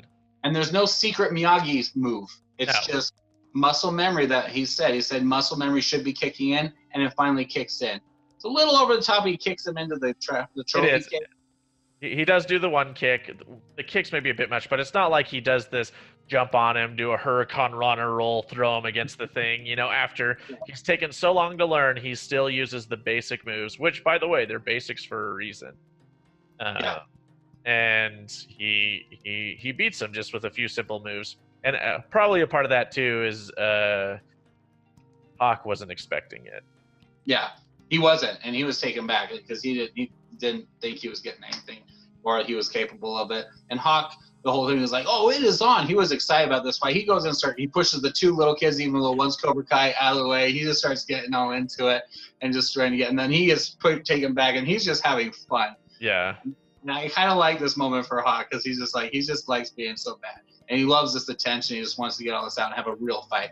So at the same time, then you have Stingray come in again. He's like, oh, I got this, sir. That was the first teacher I mentioned. He comes in and he starts punching a few kids. And I don't remember. He just disappears. I don't remember anything happening to him. Maybe that's where the cops were. The first thing they did was arrest that guy, Stingray. This guy. Like booking our Stingray out in the parking lot. They're going to come back for the kids. Anyway. Okay, so now we get into the stairs in the foyer, and then he goes up. A lot of cool fighting up in here, but whatever.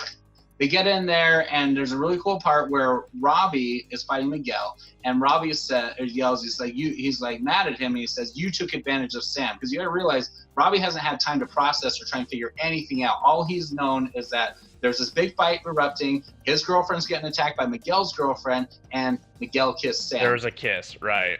Big kiss, you're right.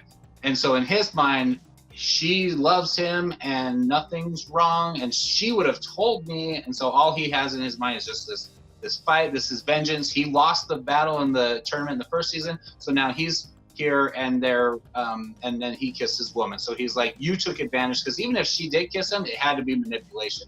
Right. Kai, right? And so Robbie has this vendetta now, but he has it all in his head that it had to be Miguel's fault. Because how could Sam possibly not like him? But anyway, I like that. I didn't catch that the first time, but this is what he's thinking and feeling. So that kind of goes into play at the very end. Tori, when she gets to grapple with Sam, I didn't catch the first time either. When she has her down, she pulls out the bracelet and she's like, the street or whatever. And she's used to fighting for what she wants. She's fighting for Miguel. She wants to take out Sam so she can have Miguel, even though she's lost all chances for not being in jail after this. But she actually gets her down and she grabs her by the back of her hair, just like Miguel or Miyagi did to Lauren or Kreese. Did you notice that? Yeah. Really catch that? And I was like, show us. I couldn't believe it. By the way, but she had her down, even though that was her as a Cobra Kai, and she was like, she had the thing and she was ready to take her out. And did she have a line? She says no mercy. Does she say anything else? That's it. I wrote down no mercy. And then Sam, with her awesome training, does something that Kreese never thought of. She puts up her arm and blocks it. Like, she comes in and she's like, "Wah!" And that's it. She breaks out of it. Those Kreese punches are really funny anyways. He's just like, "Duh," which is a basic punch, but like, I don't know. Whatever. I'm not criticizing that scene. That scene's awesome, especially in Karate Kid 2. But anyway. Yeah. That's just pure awesome Miyagi. But here's Sam in the reversal position, and she puts her arm up, and that's all she does, and then she gets out of it, kicks Tori over. Now, I thought when Tori goes over the rail, I thought that was going to be an injury. I had no idea that there was an injury coming, but I was like, That's going to be serious, and it would be so much more dramatic for Sam to be the one to have caused that to happen. This was fun too. What they did was great. I'm not saying this would have been better, but that would have been pretty awesome. Right, because that's the conflict for her. A huge conflict for her. Because she is the least likely person. She's the most balanced and everything to do things like that. And it's her fault this is happening. Yeah. Now, is it okay for Tori to be doing what she's doing? Absolutely not.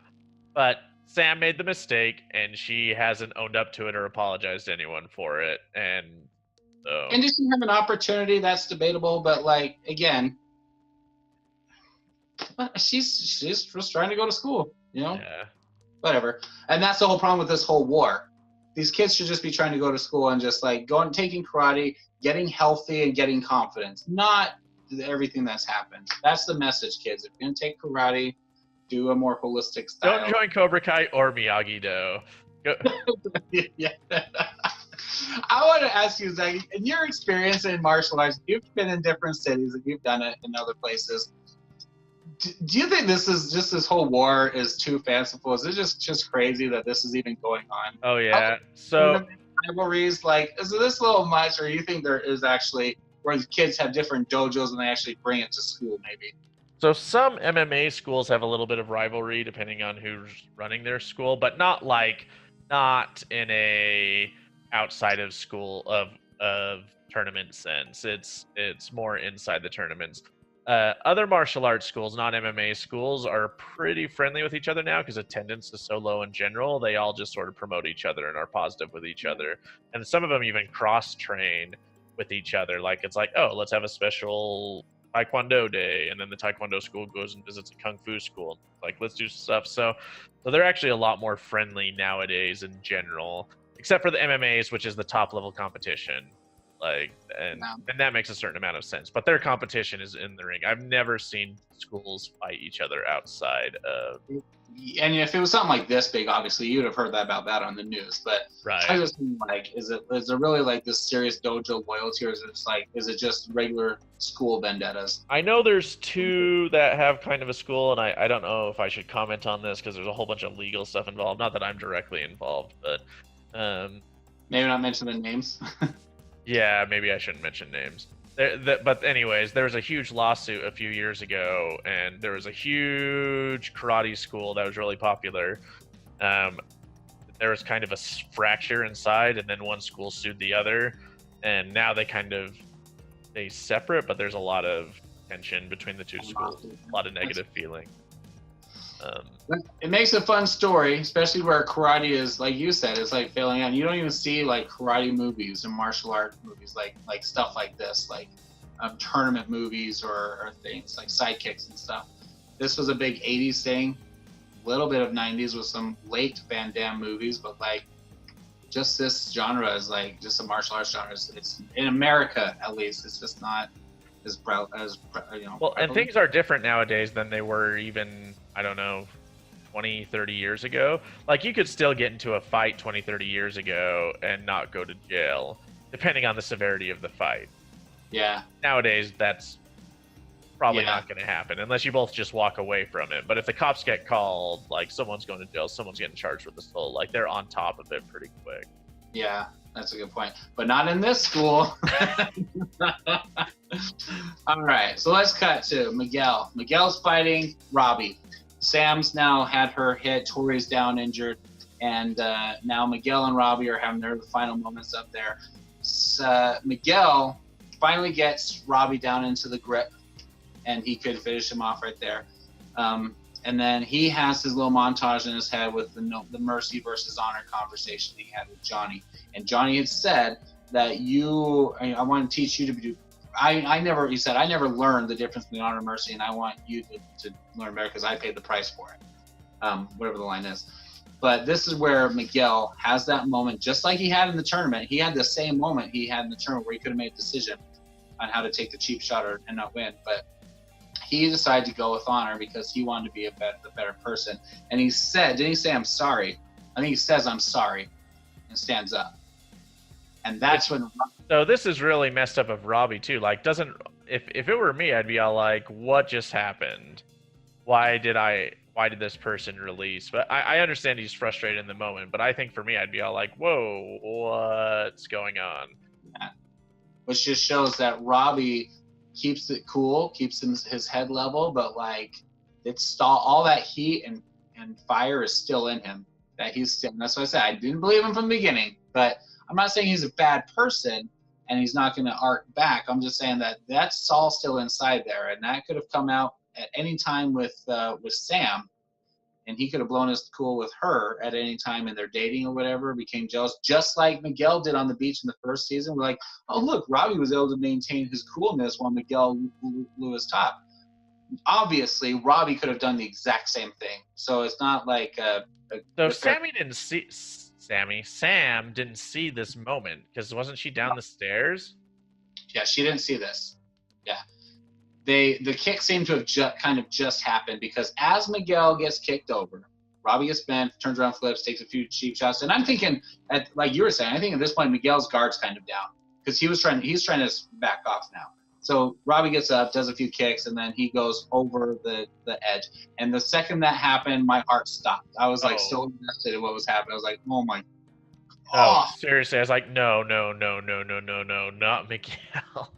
And the way they do it, when he bounces up and he bounces off the rail, so well. And they make a crack sound too, I think. They do a crack sound, and you're just like... Yeah. Oh, yeah, the hit. But while he's falling, Tori over on the stairs on the side looks over, and she's like, Miguel! And you can only imagine that she's the one that started this fight. And she just lost whatever. That's not the point at this point. None of this matters anymore. Now she's watching Miguel. Who cares about boyfriend stuff? This is the person she cares about who's falling. And I can't imagine what she was the one that was feeling just as much as Robbie, you know? Sam looks over and Sam looks up at Robbie and says, what have you done? Because Robbie's looking over the edge. And Miguel hits the bottom. And that kid, the way they shot him and did the makeup and stuff, he looked dead. He was just completely dead. It was so effective. And then Hawk shows up. Tori runs in there. Sam's up to the side or wherever she's Robbie runs away. Robbie runs away.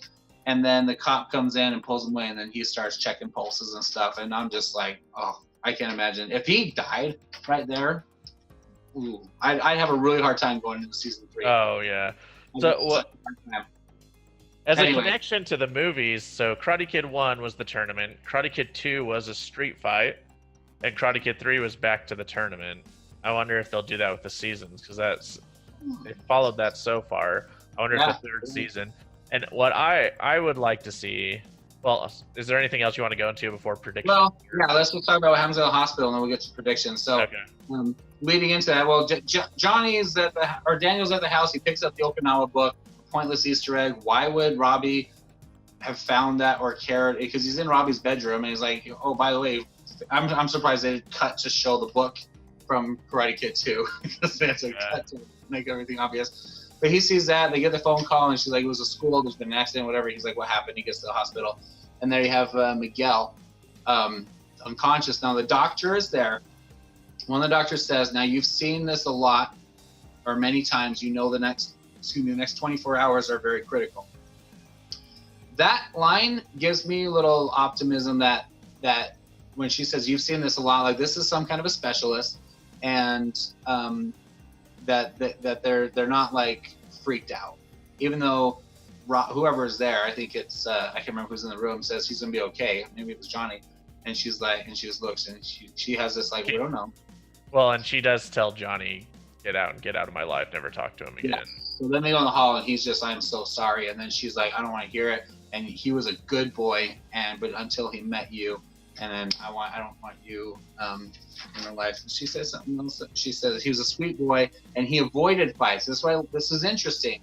That line is because he avoided fights. But that was when he was a nerdy kid at the table with Dimitri. Then he had the confidence to go start fighting for what he wants. But his avoiding fights that's got to be just rolling through Johnny's head, because he taught this kid how to have confidence and stick up for himself and to not get beat up and to fight for what he wants and everything. Not hostility, you know, in the first season when he got into those fights, it was because he was just doing his thing. He was doing nothing wrong, and then he defended himself. And then that escalated, and he kind of came back, and then we see him doing it the right way, and then he gets beat up. this is the Cobra Kai stuff that Johnny is like considering and trying to figure out what happened, where he went wrong, and of course blaming himself, because everyone in the situation would be blaming themselves for seeing Miguel like this. I just like that line, like he avoided fights, and Carmen pointed that out. He listens to Miguel's voicemail, and he's having girl problems. He's like, maybe we'll go to that hamburger place that you like, and Johnny's just listening to the voicemail, looking at him, just unconscious, and I started getting emotional right there. Robbie had disappeared, we mentioned, but then this is what was interesting. It's a little reversal I thought of. Miguel, so what was my point here? Robbie had gone to Daniel when he was in trouble, right? I mean, or initially he had gone to him, but when Robbie was in a real bind with Sam being drunk, he came to Johnny. Miguel also was coming to Johnny. We're seeing Johnny kind of elevating as a mentor and as a parental figure, that Johnny is kind of becoming more mature, but he's now becoming a sanctuary and a source of positivity for kids. And that Johnny, or that Robbie trusted Johnny enough to go to him. And Miguel's the one sitting there trying to call him when he's having girl problems and things. And it's just, I really like that he is a complete flip from where he was at the very beginning of the show. That Johnny was just this loser, no respect, and all his baggage and all his problems. But I really like that. I just think that's interesting. They both have come to him in the last 24 hours. Well, I think so. Johnny has started learning from everything that's happened in his past.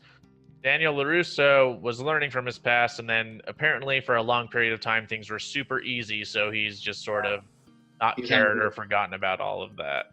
So maybe they were here, and then Johnny was able to jump up to here really quick while LaRusso plateaued. Yeah, that's a really good point. Yeah, I think he's time to relearn everything. And that's kind of touching too. When Daniel, give him credit, when he goes and takes the picture of Miyagi and he's like, I tried. He's like, he felt bad. And I think he was thinking to himself, if Miyagi was here, this wouldn't have happened. If Miyagi was here, he could have helped all of these kids and helped me help these kids. And none of this would have happened this way. But at the same time, what did I do that Miyagi wouldn't have done? I'm sure that's what Daniel's trying to figure out. And so he's like, he's failed, and now his wife's telling him to shut down the dojo. Johnny's sitting there thinking the same thing.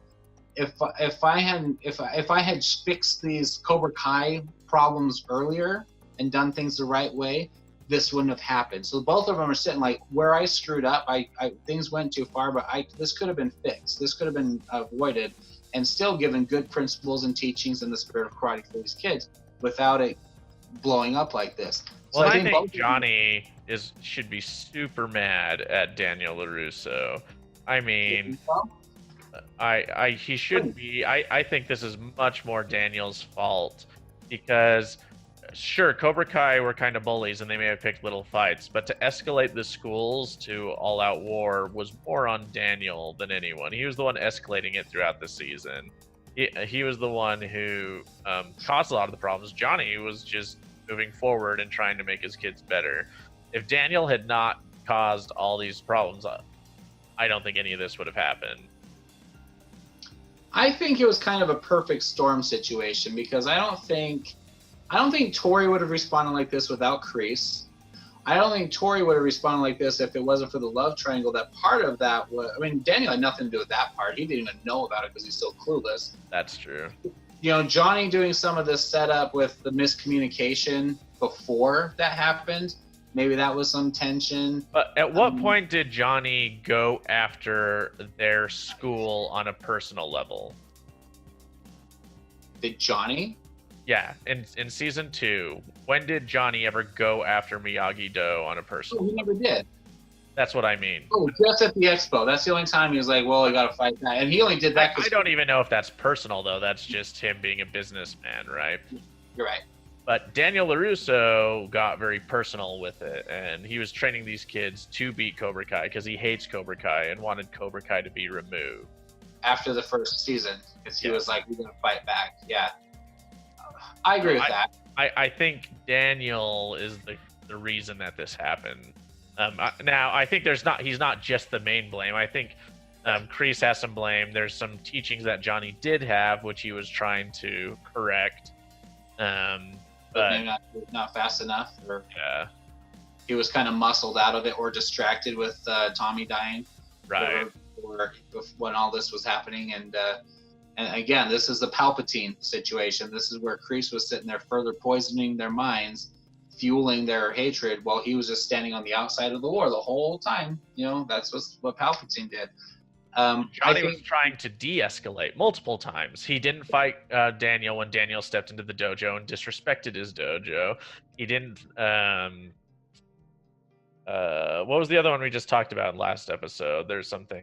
Well, and he was the one who's like, "Hey, you need to calm down." And then you run the business, and I took care of Kreese. You don't have to worry about that. And he punished his kids for going and painting the dojo. So he was trying to de-escalate. He actively tried to de-escalate.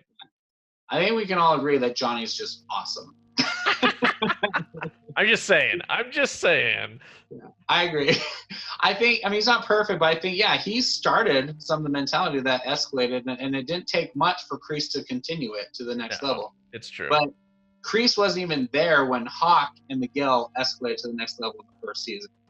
That was all Johnny, and it got out of his hands, so he tried to course correct. But he said, I'm just trying to run a business, and everything that happened here, I didn't do any of that.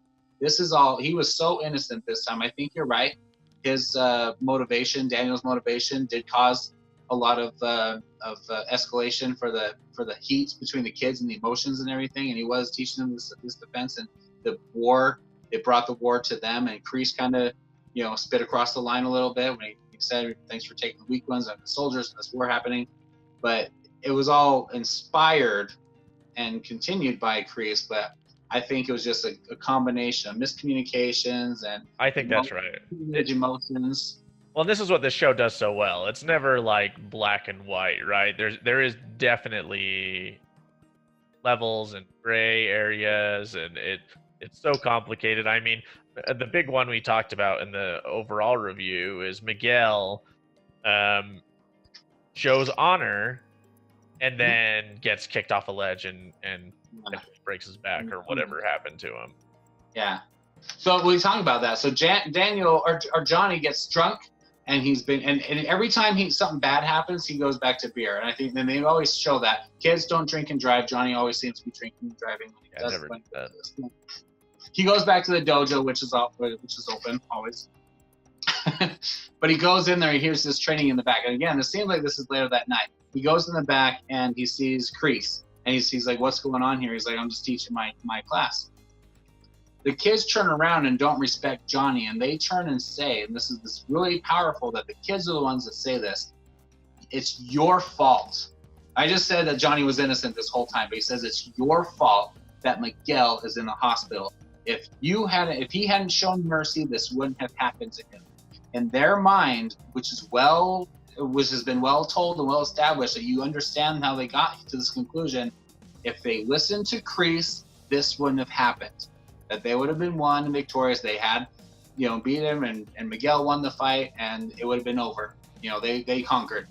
And, well, not Sam, but whatever. But you can understand why they're blaming Johnny, that their buddy is. So this is what's interesting. I'm blaming Daniel for what happened at the beginning of season 2 that got us to this moment. They're blaming Johnny for the end of season 2 of how his teaching didn't apply. And so they're looking at the end result. They're not looking at the whole picture up to that point. And who's the one that probably pointed that out for them? Kreese. I'm sure they didn't sit there and think that. I'm sure Kreese, because Kreese even told them earlier, we're going to fix Johnny. We're going to, Johnny's a little confused. We're going to get him taught the right, get him back in sync. So it's brilliant. It's brilliant. It's brilliant. It is, because, man, that sucks. And what do you do? And from a character perspective, where do you go from there? Yeah. Where all of his students, and he says, after everything I've done for you, they're now standing between him and Kreese. They charge in or form in to as a barricade to protect Kreese. That's where the loyalties are now. And that was such a smooth transition from the first episode of this. Even with Johnny kicking him out of the dojo in the middle of the episode, here he is. It's so effective, so good. So now he goes and he gets drunk. Before we talk about that moment, Daniel and Johnny in the elevator, just got to repeat it one more time. That moment when it was perfect. And I love that they didn't write some comment, some line. They didn't sneer at each other. They didn't glare or roll their eyes even. They both go into the hospital, Daniel and Johnny in the elevator in the hospital, and they're both sitting there just feeling all this remorse and guilt and frustration, but they're not going to sit there and fight about it now. And they hadn't had the conversation, John, karate's be over yet, or now. That wasn't really what was going on. They're just dealing with the suffering of these children in the hospital from their stupid high school rivalry. Do they have like different editors for different parts of these episodes or something? Like they have the editors that edit everything but the scenes with flashbacks? I don't know. Because it's really weird. Like, this is great visual storytelling. These are great moments. And then you have all these other ones where they shove in a bunch of flashbacks and you're just like, what's happening? Yeah. But I just love it. I love that they didn't put any lines in there or even glaring at each other because like, oh, they're flashbacks. No flashbacks. No, they're just dealing with it. And it's uncomfortable. They don't want to be around each other, and they probably do have a little blame for the other person. But Johnny's just sitting there like, oh, not now. Just like at the table, he's like, no, not now. And Daniel's sitting there just like so frustrated because how could Robbie have done this? My daughter has been cut and hurt, and Miguel, I'm sure he feels bad about Miguel. And Johnny's sitting there thinking, my student who trusted me, this has happened to him. And he's like his son, and ruined his relationship with Carmen as well. It's so much going on, Johnny. So then he goes and he's drinking, and then he has that montage. He thinks about when he showed Mercy. He talked about that. Their handshake deal. Let's see. Oh, well, no, I'm not talking about that. He says to never accept defeat. He says it shows I'm the man, you're the man scene. He remembers that, and it says I'm always on your side, which is more relevant here now. And he said I have your best interest at heart, and that's the real kicker for what his condition is now. Is he regretting that, or does he not feel like he fulfilled that, or is he going to stand by that he did, and he still does, and he tried. And then the last thought he had is the scene where he says, I won't let him go astray, when he tells that to Carmen. And she thinks he's gone astray, but is he going to let go? I think the entire next season is going to be Johnny trying to not fix his body, but help Miguel. I think he's going to become Miyagi to the Daniel LaRusso of Miguel. He doesn't need to have a school. It's just, I'm going to teach you what he does. If he opens a school, that'll be stupid. But I think he'll still teach Miguel, and I think he's going to help Miguel come out of whatever recovery he has to go through in order to get there. Mm-hmm. How far ahead do you think it's going to skip? Well, I think it's going to cover the next 9 months leading up to the tournament. You think it's going to transition into the tournament? It's going to be recovery process for Miguel up to the tournament when he's finally recovered all the way. Right past that and go to the recovery, or maybe in the pilot it'll show, because they got to have the tension of him coming out of if he's in a coma or whatever. They would show that because they had the moment. The next 24 hours is critical. We need to see it with the result of that 24 hours, not just 9 months later here he's up. No, I don't think that. I think the 9 months will play out over the season. Right. So I think maybe they'll show it, and then in the opening or for the pilot maybe what happens there, how everyone responds, who shuts down what dojos, what happens in school, is anyone in jail, and then 9 months later or whatever, here we are. I'm barely able to walk or whatever. If he's not. We don't know how severe they're going to do his injuries as, and I assume it's nothing too critical. But you never know. I mean, they're doing some crazy stuff in this show. So. And that would just devastate me if he's a paraplegic in the next season. I mean, just in general, it would just be sad. His whole arc would be sad, unless this would be okay, if he's a paraplegic, and then Sam is going to take care of him, and she's going to love him. Just support him. Tori's gonna be mad. Tori doesn't. I have no idea what Tori's saying. I think Tori's gonna want Miguel more than ever after what happened, because she felt so horrible. I think she's gonna take ownership and want to get this back. I wonder if they had Aisha in the tournament last time, but I wonder if this next tournament they'll have a girls section of the tournament and the guys section of the tournament. They could have both. And that way all the girls can fight and all the guys can fight. I don't know, maybe they aren't planning to do the tournament and that would be fine, but I think they should lead up to a tournament because I think that gives Miguel something to work for in the season as he's recovering. It's like, I need to... He does need to get his... Or if he cares about that, but at the same time, that also represents where all this nonsense is coming from. Like, this is fueling, this is the goal. So but I think this is where the conflict is going to continue with his mom from the first season, who said you shouldn't be fighting, and he's going to go, no, this is what I want to do. I'm good at it. Yeah. Don't tell me not to do it. And she's going to be like, you almost died. And he's like, yeah, but this is me. Like, what does Rocky say? Fighters got to fight. Yeah. I'm a fighter. That's what I am. That's what you married, Adrian. So that's what you birthed, Mom. You birthed a fighter, Mom. I think, I don't know. I don't think Daniel's going to get away with keeping the dojo open. I think his wife's going to be pretty upset. He was cleaning it all up when he's putting stuff at away. the end. Yeah. So I think that's going to be that. If anything, he's just going to be trying to take care of Sam. Maybe his approach is going to be like, Sam, let's just try and put this behind us. Let's just try and move forward and be better people. I don't want you interacting with these Cobra Kai kids. I just want you to stay out of all of this stuff. He'll have a pacifist approach to it, which is kind of Miyagi's philosophy. So I think that's what Miyagi would do, is like, whatever, we're just going to focus on school and just live our life. And I think that's going to be where he's going to turn with that. Johnny may approach LaRusso in that peaceable attitude and be like, and apologize. I think that's what's going to happen. There's going to be restitution between Johnny and Daniel, because it doesn't make sense. He's like, I need your help. I don't think that's what's going to happen. If they team up against Kreese, I can kind of see that. It has to be in a vague kind of let's just be friends kind of not friends, but let's just bury the hatchet. Like the Game of Thrones. Hey, if we don't fight the Night King and all the undead, we're all dead. So yeah. So he's like, you know, this is like, it's going to be like, Daniel, it was you and I and our rivalry that made this happen. We have to fix it.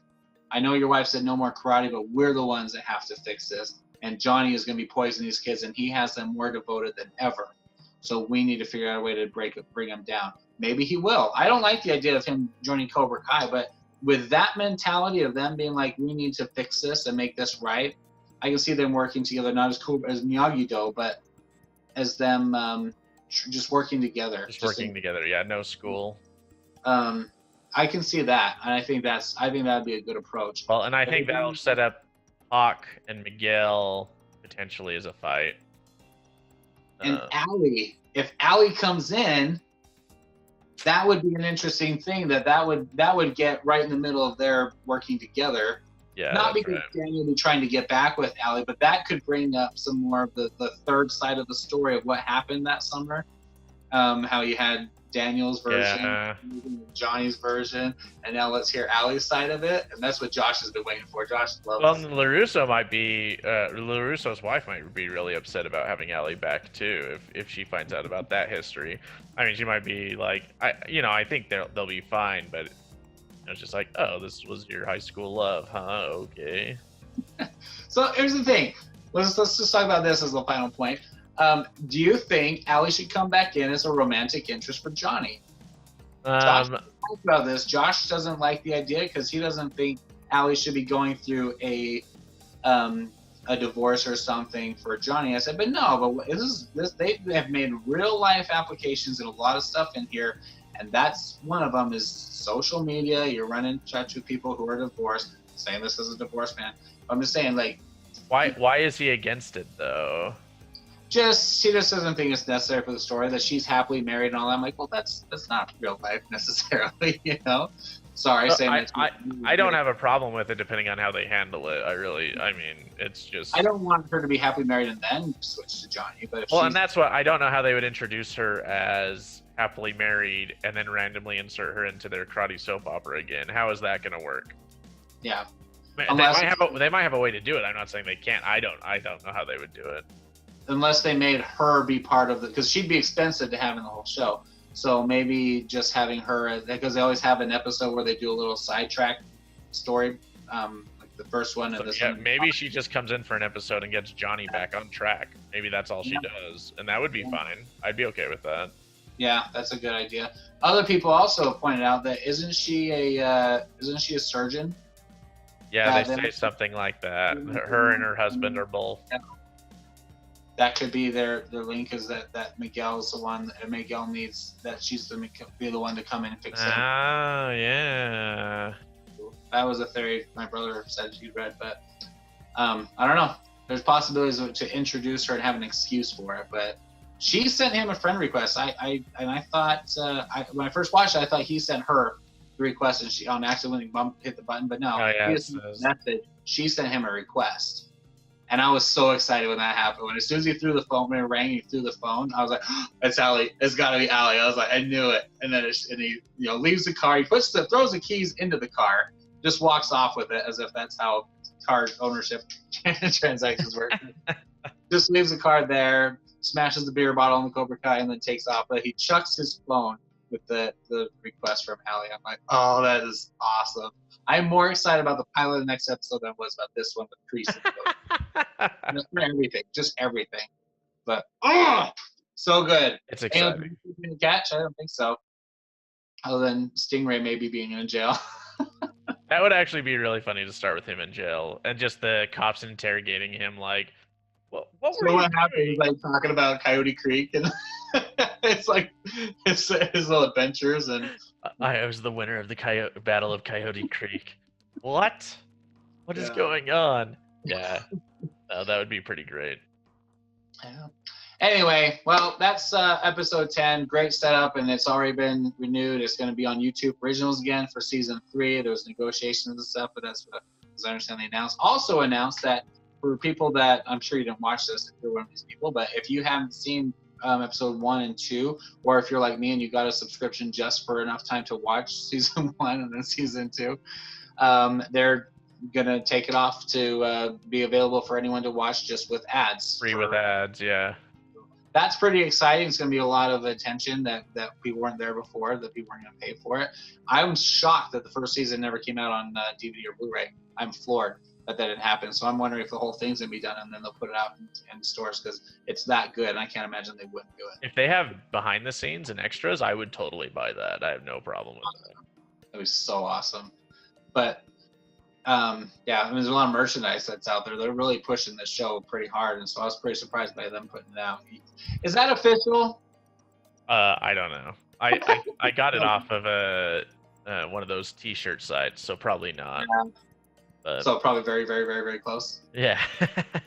Well, yeah. Anyways, I'm really excited for season 3. Yeah, really excited. It's gonna be awesome. It's a great show. Would you give this one a 10 out of 10? The Rotten Tomatoes said the first one at 100%. First season. I don't know. I think there's a few flaws in this one that I give it like a 9.2 out of 10. 9.2 is very specific. It is very specific. 8 flaws exactly. 0.8 flaws exactly.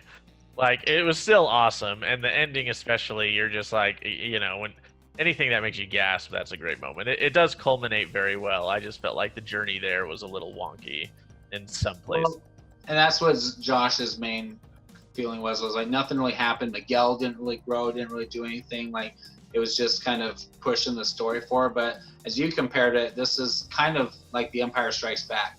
And I really only think it's only going to go 3 seasons. It could go more, and I know it's successful, but I think for a full story, I'm not saying it only needs to be 3, but I can see it stopping after 3. After the 3rd, it could wrap up, and that would be nice.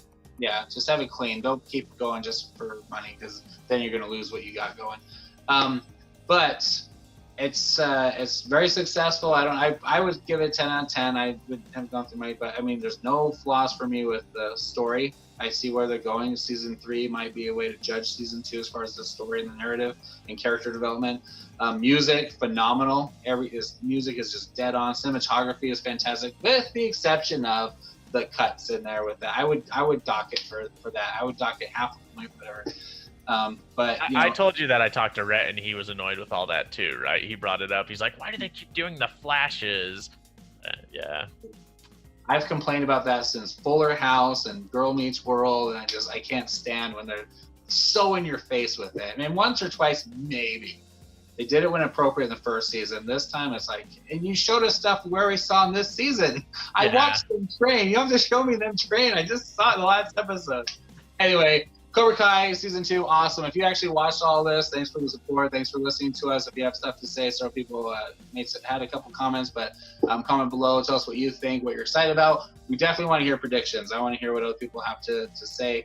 If you have some inside information, I don't want to hear that. So, and, like, not being spoiled, but it's a fantastic series. I don't think a lot of people got as into it, as involved as we have. So, again, thanks for watching. And anything else you want to say, Zach? Cobra Kai sequences are over. See you next year, season 3. Boom. It's gonna be awesome. I can't wait. But anyway, thanks for watching Saints on Cinema, and we will catch you next time, hopefully before season 3.